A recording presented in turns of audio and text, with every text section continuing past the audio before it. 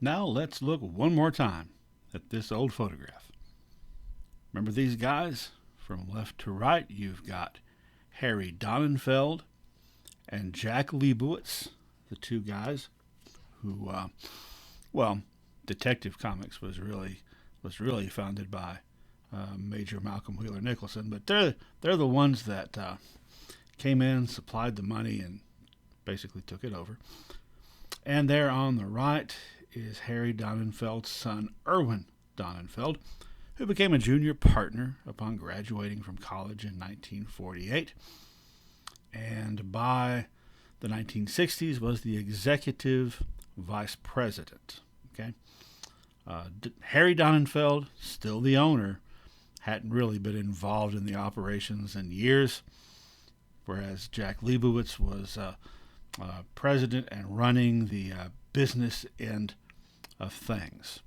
Now you'll remember that Donenfeld in the 60s was in charge, among other things, of marketing, and it was his idea to do those go-go checks.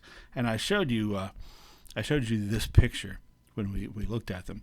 Every comic that DC put out for that year and a half period had the black and white checks on the top. This particular issue, you'll notice, has like a gorilla with a machine gun or whatever, and that seems kind of strange.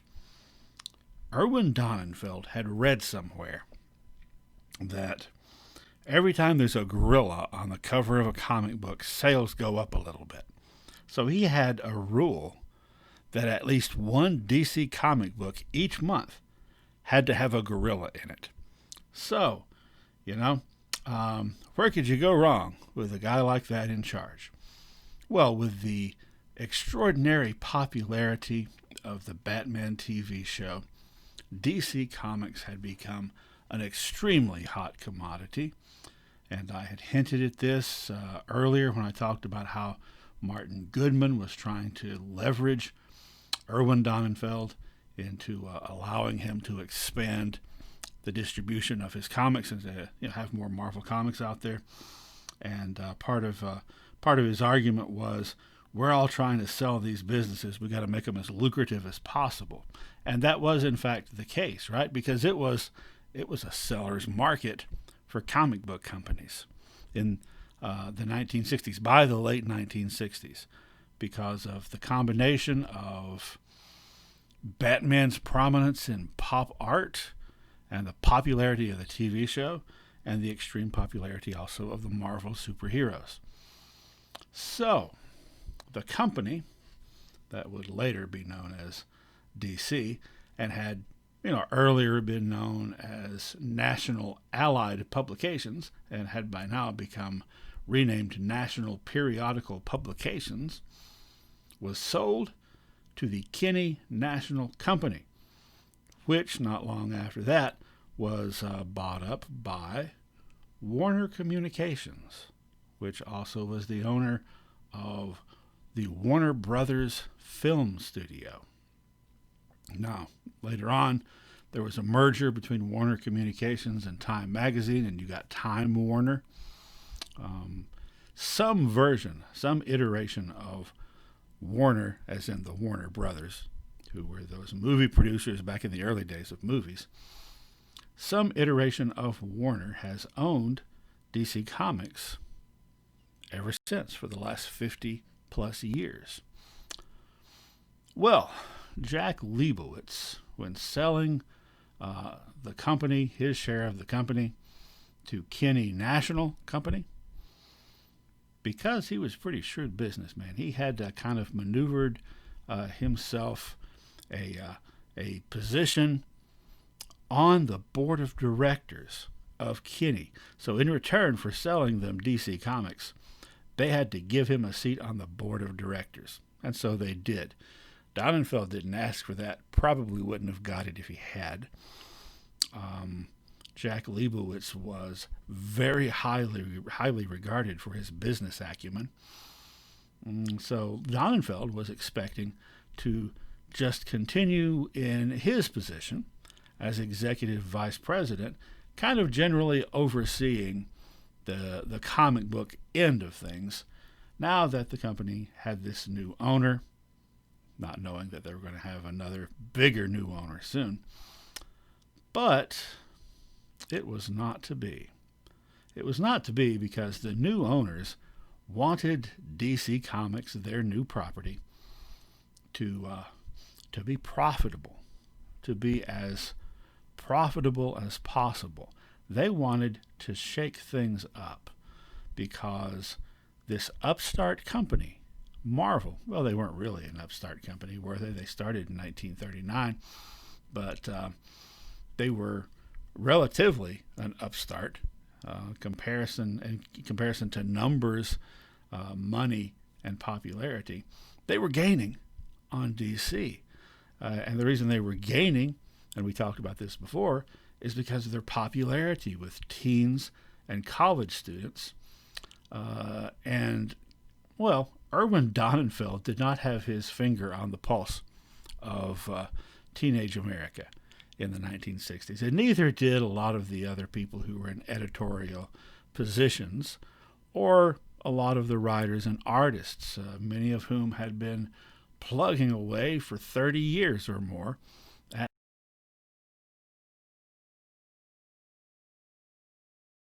And once the company was under new management, Jack Leibowitz, because he had that position on the board of directors, he's essentially still a part owner, right? He sold his share in the company, but he's still making lots of money.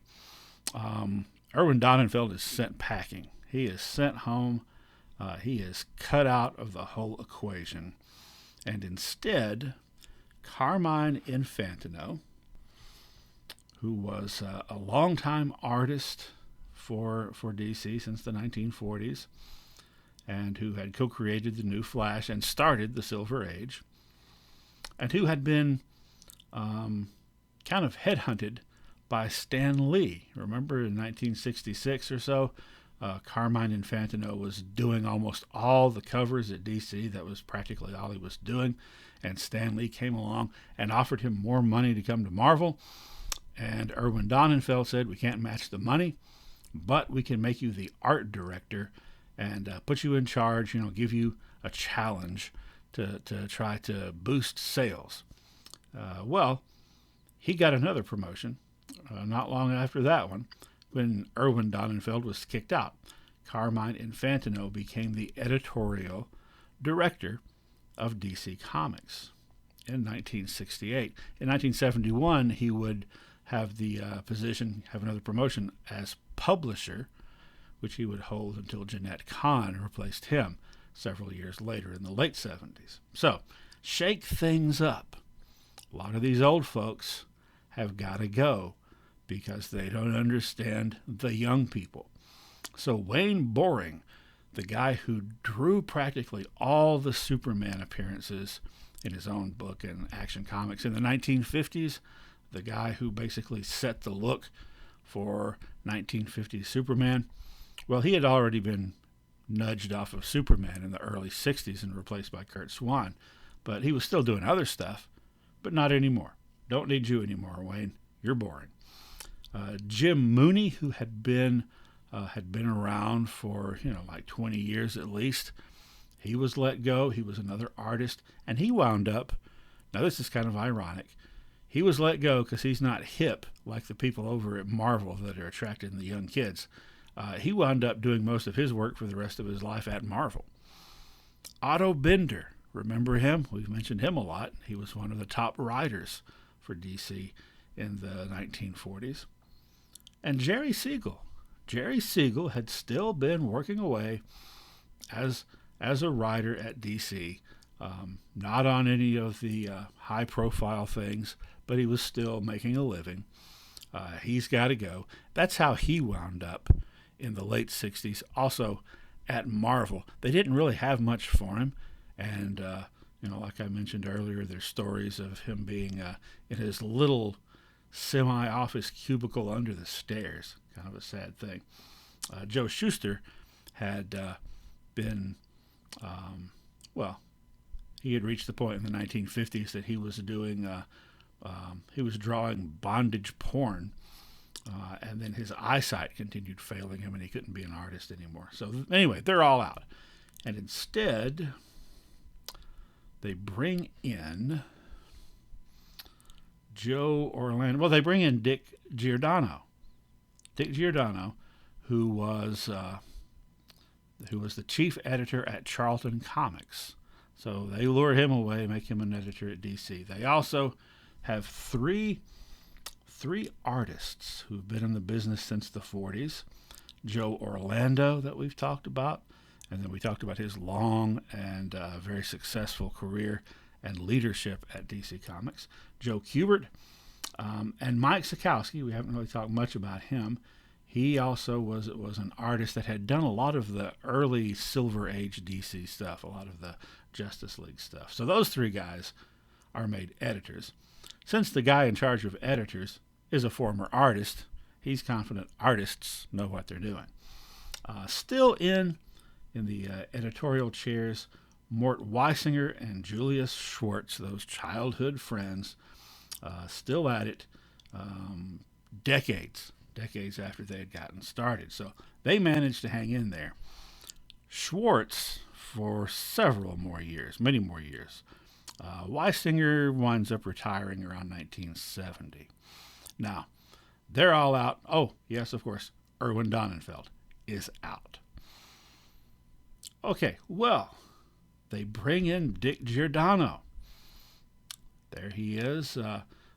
He was an inker for many years, a penciler and an inker. When he comes, he brings some of his Charlton people with him, including Denny O'Neil and Steve Skates. We talked about them earlier. They'd gotten hired on as staff writers at Marvel, but never got used. They came over to Charlton. When Giordano goes to DC, he brings them with him. And he does a lot of inking, particularly for Neil Adams, a lot of work on the Batman titles. And then actually Dick Giordano is going to be the executive editor at DC throughout the 80s and up into the 90s.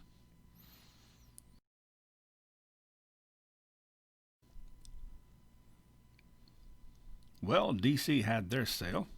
What about Marvel? Martin Goodman found a buyer. Now, his buyer was not, a communications giant like Warner Communications. It was a company called Perfect Film and Chemical, owned by a guy named Martin S. Ackerman. Perfect Film and Chemical, a couple of years later, changed their name, or more than a couple of years, 2 or 3 years, changed their name to Cadence Industries Corporation. That's how they were known. For the rest of the time, they owned Marvel. They owned Marvel for about 20 years.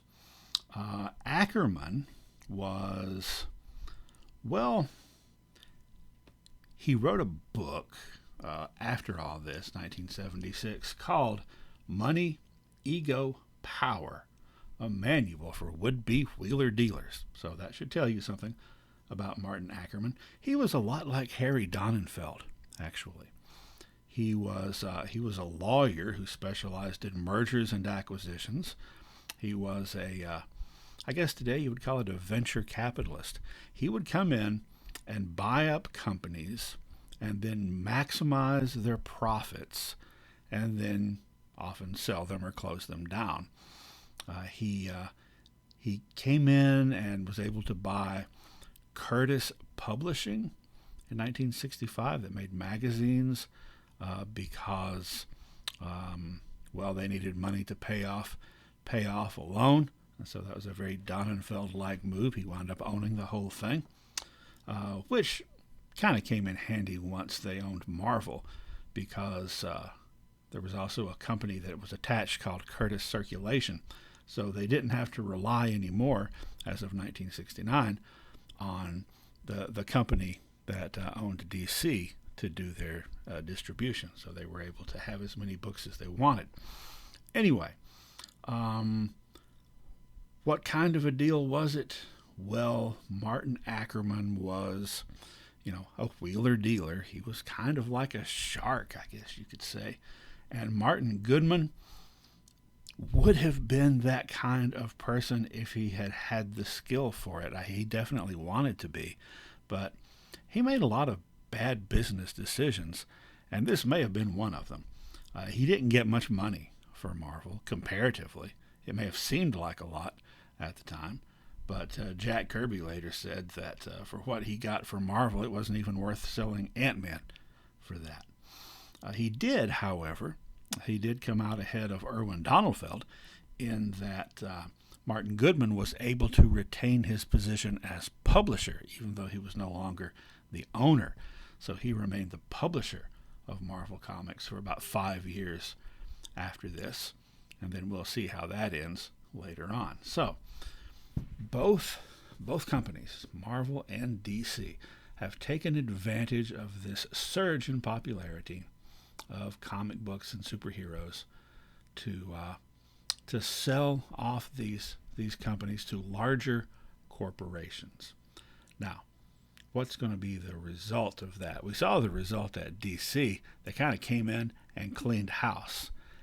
They came in and cleaned house and started bringing in actually younger writers and artists, in part because they were more in tune with the audience that these comics were geared toward, but also in many cases because they were less experienced and in some cases were cheaper.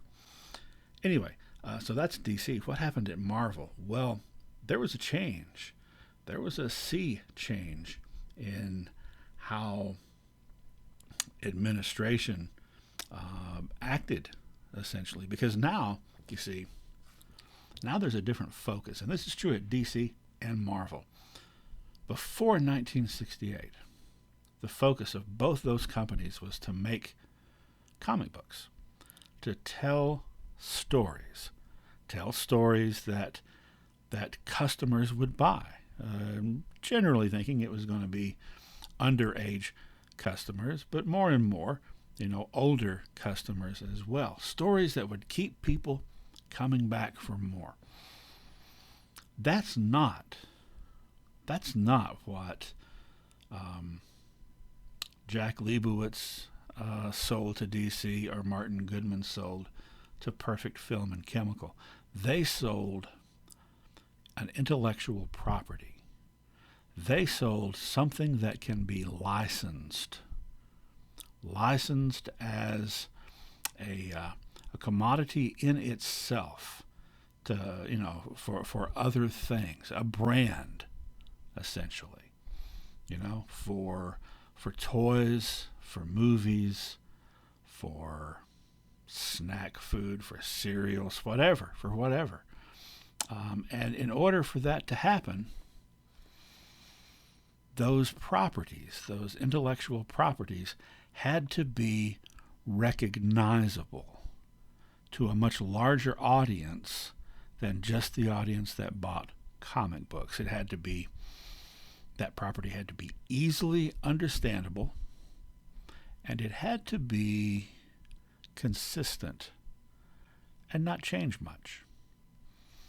And this led to a big shift in Marvel in 1968 toward what Stan Lee referred to at the time as the illusion of change. Now, readers want to see change. That's how literature works. You follow a character and you get invested in that character and experience things with that character and then grow with that character. That's how novels work. That's how movies work. At the end of the story, the character is not the same person they had been at the beginning of the story. They have grown somehow. They've gone on a journey with a beginning and an end, and you have gone with them. And in some ways, that's what Marvel Comics superheroes were like, in the sense that time passed, that Reed and Sue from the Fantastic Four got married, and then they had a kid named Franklin. Later they had another one. Peter Parker was a sophomore in high school in the first story, and then a few months later, when he had his own title, he's a junior in high school. Then he eventually graduates high school, goes to college, and eventually graduates from college.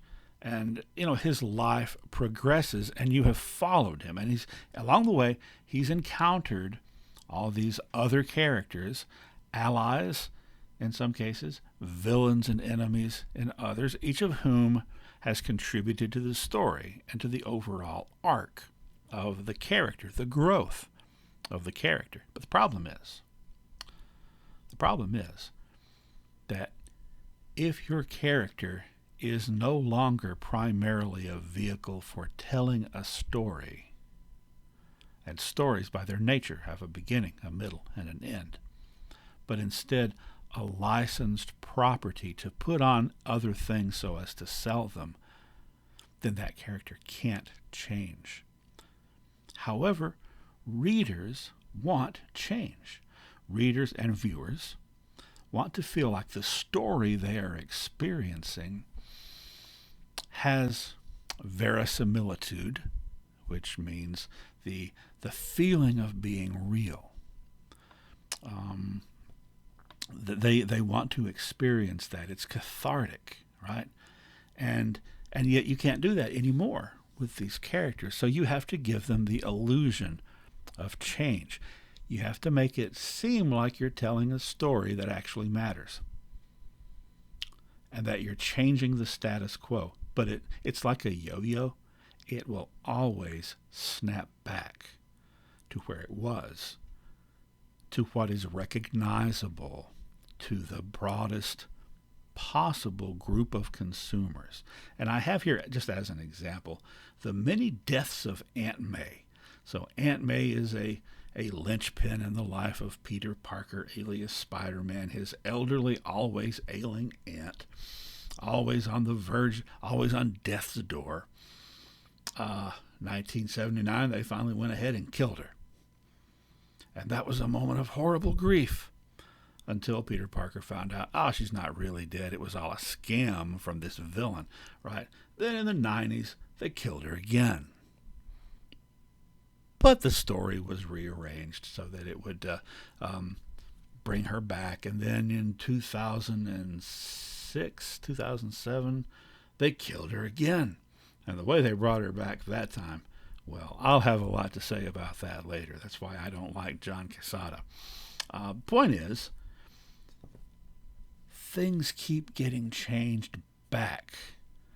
Now, DC, in the characters we've looked at so far in the Silver Age, there's an element of that, because they didn't just pick right up with the characters from World War II, except for the ones that had never been canceled, like Superman.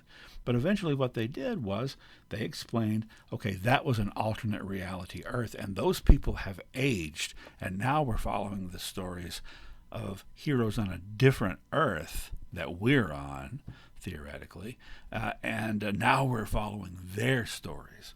So eventually that became so complex. Remember, we looked at that, all the different, Earth 1, Earth 2, Earth 3, and etc. That became unwieldy. So they're continually finding ways to bring things back. Superman's going to die. But is he really? Captain America's going to die. But does he really?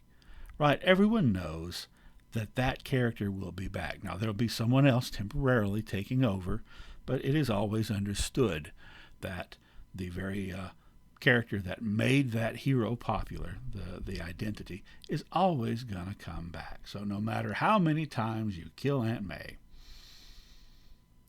you're always going to come back to Peter Parker having Aunt May, because that's part of the brand. And the movies, by the way, they don't kill off Aunt May.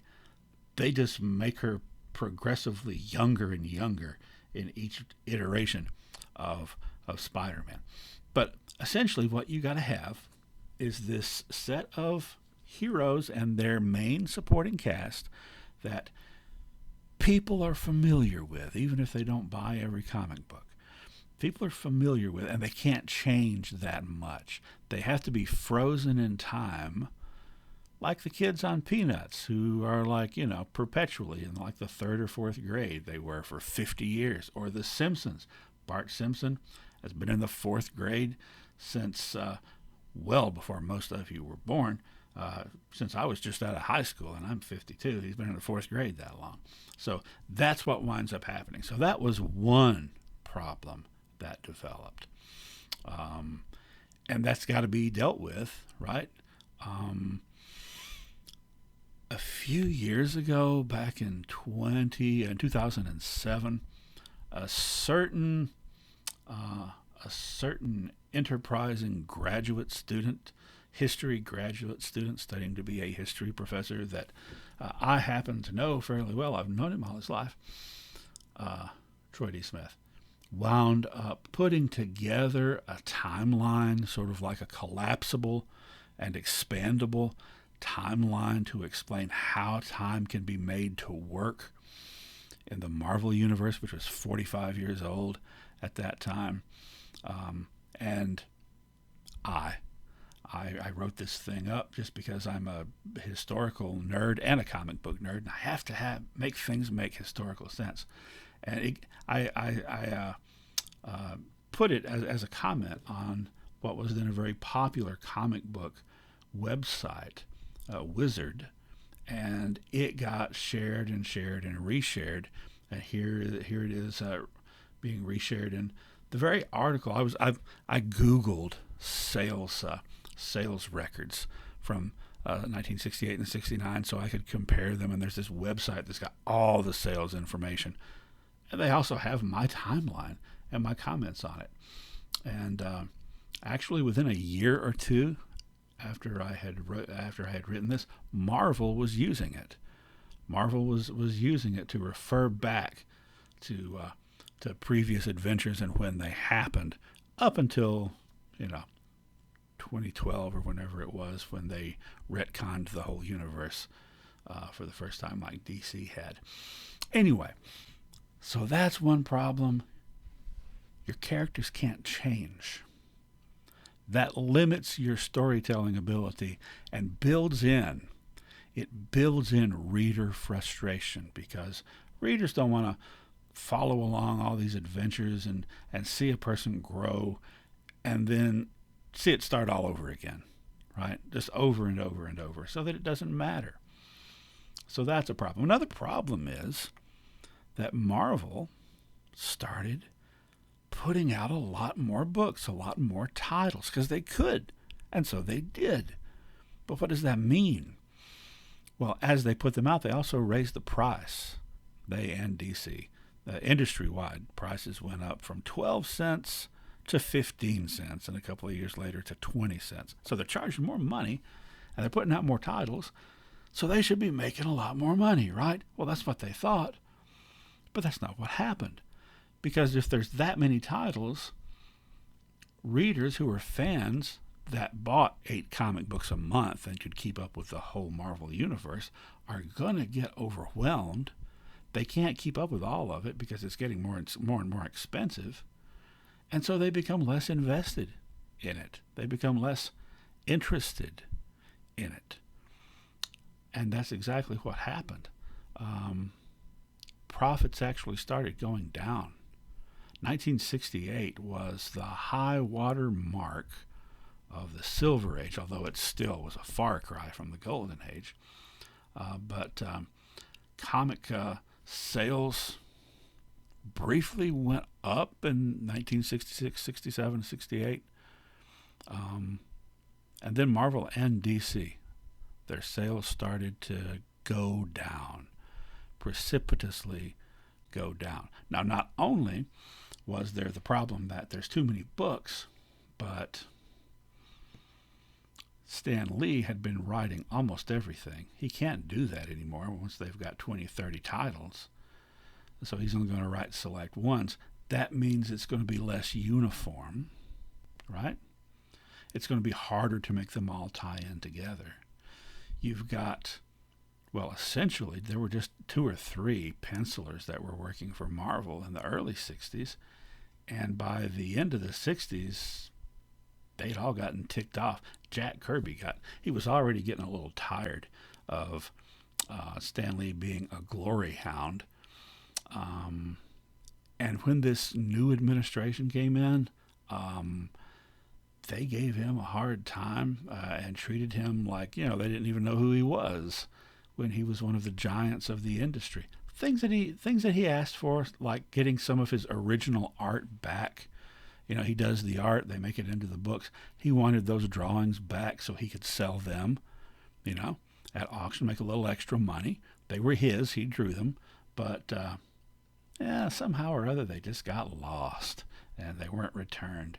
We'll talk a lot more about that later. And this was the time period when the secretary of Stan Lee, the fabulous Flo Steinberg, quit because she was being overworked and she asked for a really small raise, and they were snotty to her about it, this new administration. And so she quit. They're driving away the talent, and they're getting more and more younger writers and artists, just like DC was. And they were more in touch with the target audience, but they also had no experience in the industry, and many of them were less focused, I guess you could say. So all this kind of adds up to a decline in sales and a noticeable decline in quality, especially of the Marvel books. It was hard to notice a decline in quality of the DC books because they were so simplistic. They really had no place to go. But there was a noticeable decline in Marvel. And then, finally, kind of the coup de grace in 1970, fed up with all the stuff that had been going on at Marvel. And he was starting to get fed up much earlier. Steve Ditko just got fed up and left, right?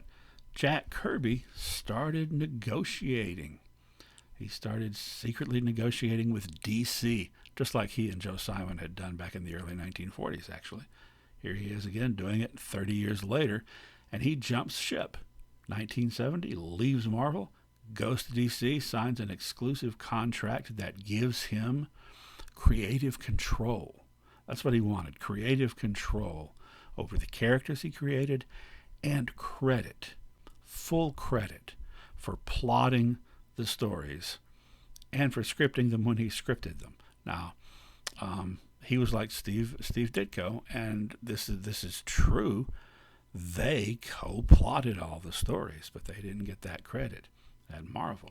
So he leaves. He jumps ship, goes to DC, and they let him do basically whatever he wants to do. And so he did. Created all these new characters over there. And we'll talk about that later and how that worked out. But this marks, for sure, the end of the Silver Age of comics. 1970, when Jack Kirby leaves. But some people say, some historians put it actually at 1968, with those two company sales, that was the moment when the Silver Age ended because everything immediately started going downhill. You could say the late 60s, because then by 1970 you got it covered, right? Well, by 1970, both Marvel and DC, who had added, both of them, a bunch of new titles, wound up canceling a bunch of their new titles. And they start experimenting with some other things because the superheroes are starting to slip. They start doing more westerns again, both companies. And if you'll think back to when we talked about the western genre and the horror genre and so forth, you'll notice that those things started popping up again in the early 70s. DC, however, I said they had no place to go but up. They started going up quality-wise. Didn't really help them that much in sales, but it did help them in, like Marvel in the 60s, capturing a lot of the zeitgeist of the time and having a lot more social and cultural relevance at the dawn of what historians would call the Bronze Age.